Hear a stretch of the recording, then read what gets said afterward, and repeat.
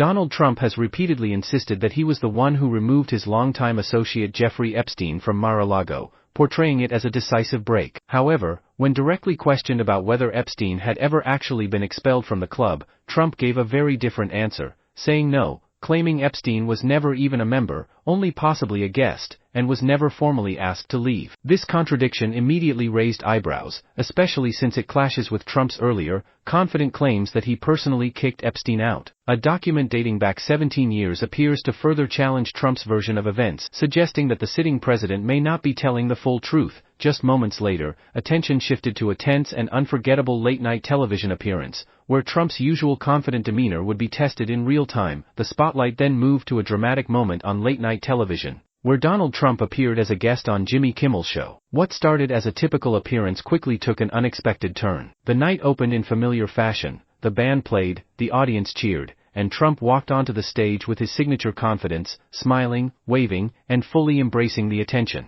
Kimmel greeted him warmly with a handshake and a relaxed smile, but beneath that calm introduction, there was already a sense that the conversation might not stay light for long. As the interview began, the tone remained casual. Trump spoke in his usual style, highlighting what he described as major successes, strong leadership, and a thriving country. Kimmel, however, gradually steered the discussion toward more serious concerns, bringing up the everyday struggles many Americans were facing, including rising costs of groceries, housing, healthcare, and employment challenges. Trump brushed these concerns aside, maintaining that the economy was performing exceptionally well. In response, Kimmel introduced polling data from viewers indicating that many people were actually feeling more financial pressure than the year before. This sparked an immediate reaction from the audience, with some applauding Trump's stance while others openly disagreed, creating a noticeable divide in the room. The tension escalated further when Jimmy Kimmel introduced what he described as a confidential White House memo, suggesting that officials were actively working to reshape public perception around economic struggles. As the document appeared on the screen, the audience buzzed with shock. Donald Trump immediately fired back, dismissing it as fake and accusing the media of staging yet another stunt. He lashed out at the network, branding it fake news and attacking its credibility, while Kimmel remained composed,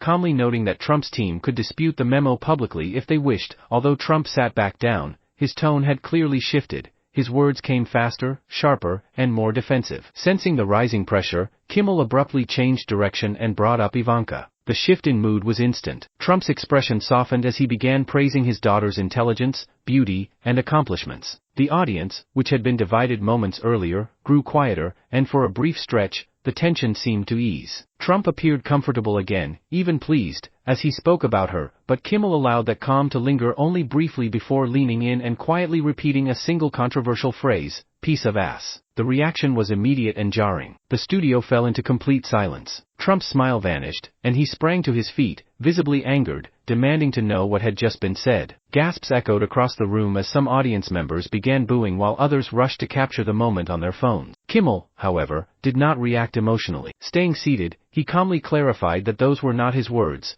but Trump's own, spoken years earlier on a radio show. What followed intensified the moment even further. Jimmy Kimmel signaled to the screen behind them, where an old radio clip began to play. In it, a host made a remark about Ivanka, and a younger Donald Trump could be heard responding in a way that stunned the audience. The room filled with groans and disbelief as Trump attempted to dismiss the clip as harmless banter taken out of context. But the situation escalated when another video clip surfaced, this time from a television appearance, showing Trump making a similar comment on camera. The reaction grew louder and more intense, with audience members openly booing, some standing in shock, others covering their faces. Trump struck the desk in frustration, insisting his words were meant as jokes and had been twisted unfairly. Kimmel, maintaining his composure, pointed out that these were Trump's own recorded statements, publicly available and difficult to deny. Then came another development. Kimmel referenced leaked audio from a former aide, alleging that similar remarks had been made privately and that staff were instructed to downplay them. Trump reacted forcefully,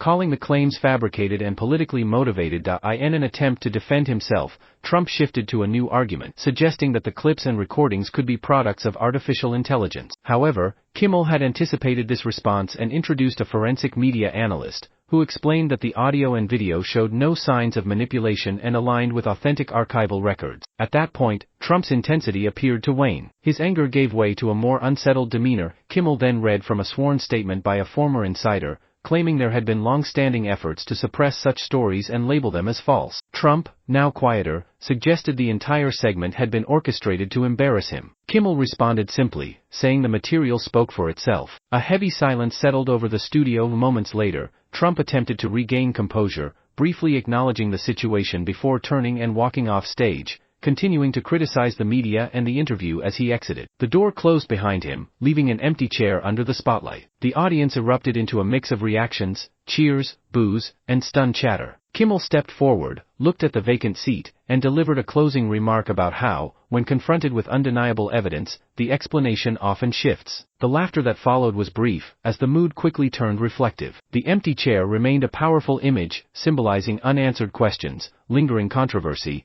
and words that continue to resurface despite attempts to move past them.